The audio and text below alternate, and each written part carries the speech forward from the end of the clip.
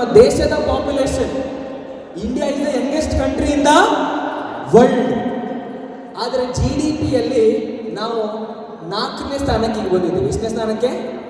4ನೇ ಸ್ಥಾನಕ್ಕೆ. ನಂಬರ್ 1 ಅಲ್ಲಿದೆ ಅಮೆರಿಕಾ, ನಂಬರ್ 2 ಅಲ್ಲಿದೆ ಚೈನಾ, ನಂಬರ್ 3 ಅಲ್ಲಿದೆ ಜರ್ಮನಿ. ಅದಾದ್ಮೇಲೆ ಯಾವುದಿದೆ? ನಮ್ಮ ದೇಶದಾಗಿದೆ. ಸ್ವಲ್ಪ ಒಂದು 20 ದಿನ ಹಿಂದೆ, 20-30 ದಿನ ಹಿಂದೆ ನಾವು 5ನೇ ಸ್ಥಾನದಲ್ಲಿದ್ವಿ. ಎಷ್ಟನೇ ಸ್ಥಾನದಲ್ಲಿ? 4ನೇ ಸ್ಥಾನದಲ್ಲಿ ಜಪಾನ್ ಇತ್ತು. ಅವ್ರನ್ನ ಸ್ವಲ್ಪ ಹಿಂದಕ್ಕಾಗಿ ನಾವೇನಾಗಿದ್ದೀವಿ, ಮುಂದೆ ಬಂದಿದ್ದೀವಿ. ಬಟ್ ಆದರೆ ಜಾಸ್ತಿ ಡಿಫ್ರೆನ್ಸ್ ಇಲ್ಲ. ಅವ್ರದ್ದು GDP ಇದೆ 5.5 ಟ್ರಿಲಿಯನ್, ನಮ್ಮದು GDP ಇದೆ 5.51 ಟ್ರಿಲಿಯನ್. ಆದರೆ ಅಮೆರಿಕಾದ GDP ಇದೆ 40 ಟ್ರಿಲಿಯನ್. ಎಷ್ಟು? ಅವ್ರಿಗೂ ನಮಗೂ 8 ಪಟ್ಟು ಡಿಫ್ರೆನ್ಸ್ ಇದೆ. 10% ಅಲ್ಲ, ಎಷ್ಟು ಪಟ್ಟು? 800% ಡಿಫರೆನ್ಸ್ ಇದೆ. ಚೈನಾನು ಅಷ್ಟೇ, $20 ಟ್ರಿಲಿಯನ್ ಇದೆ ಅವ್ರದ್ದು GDP. ಅವ್ರಿಗೂ ನಮಗೂ 5 ಪಟ್ಟು ಡಿಫರೆನ್ಸ್ ಇದೆ. ಇನ್ನೊಂದು 10 ವರ್ಷದಲ್ಲಿ ಅವ್ರನ್ನ ಮೀರಿಸಬೇಕು ಅಂತ ಹೇಳಿದ್ರೆ ನಾವು ನಿರ್ಭರ ಆಗಬೇಕು. Make in India, made in ಇಂಡಿಯಾನ ಪ್ರಮೋಟ್ ಮಾಡಬೇಕು.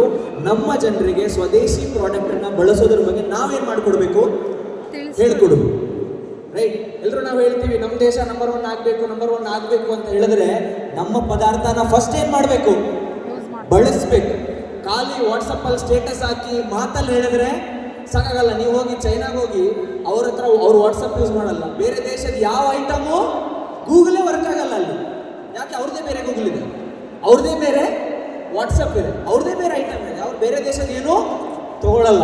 ಅದೇ ರೀತಿ ಅಮೆರಿಕಾಗೆ ಹೋಗಿ ಇಲ್ಲಿ ಇಂಡಿಯಾದಲ್ಲಿರೋ ವಾಟ್ಸಪ್ಪು, ಫೇಸ್ಬುಕ್ ಇದೆಲ್ಲ ಯಾರ್ದು? ಅವ್ರದ್ದೇ. ಬಟ್ ನಾವು ಆ ಥರದನ್ನು ಎಲ್ಲಿವರೆಗೂ ತಯಾರು ಮಾಡಲು ಅಲ್ಲಿವರೆಗೂ ನಾವು ಜಗತ್ತಿನಲ್ಲಿ ವಿಶ್ವಗುರು ಅಥವಾ ನಂಬರ್ 1 ಆಗೋಕ್ಕೆ ಸಾಧ್ಯ ಇಲ್ಲ. ಸೊ ನಮ್ಮ ಪ್ರಧಾನಮಂತ್ರಿಯವರು ತಗೊಂಡಿರುವಂಥ ಕನಸೇನಿದೆ ಅದನ್ನು ನನಸು ಮಾಡಲಿಕ್ಕೆ ನಾವು ಎಲ್ಲರೂ ಕೂಡ ಶ್ರಮ ವಹಿಸುವಂಥ ಅಗತ್ಯ ಇದೆ.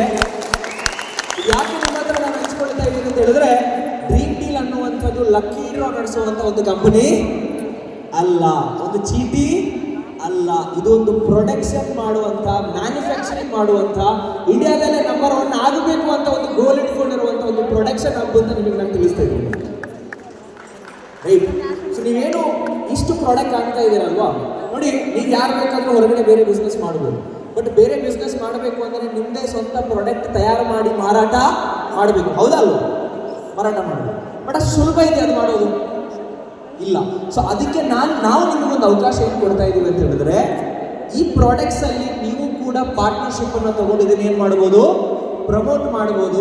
ಅದರಲ್ಲಿ 10 ರೂಪಾಯಿ ದುಡಿದ್ರೆ ನಾವು 5 ರೂಪಾಯಿ ನಿಮ್ಮದು, 5 ರೂಪಾಯಿ ನಮ್ಮದು. ಸೊ ಒಂದು ಬಿಸ್ನೆಸ್ ಮ್ಯಾನ್ ಮೈಂಡ್ಸೆಟ್ಟನ್ನು ತಗೊಳ್ಳಿ. ಕೇವಲ ಕಸ್ಟಮರ್ಸ್ನ ಜಾಯಿನ್ ಮಾಡಿಸೋ ಆಲೋಚನೆಯಿಂದ ಪ್ರಮೋಟ್ ಮಾಡಬೇಡಿ. ನಮ್ಮ ಪ್ರಾಡಕ್ಟನ್ನು ವ್ಯಾಪಾರ ಮಾಡುವಂಥ ಇಂಟೆನ್ಷನಿಂದ ಮಾಡಿ ಅಂತ ನಾನು ಹೇಳಕ್ಕೆ ಇಷ್ಟಪಡ್ತೀನಿ.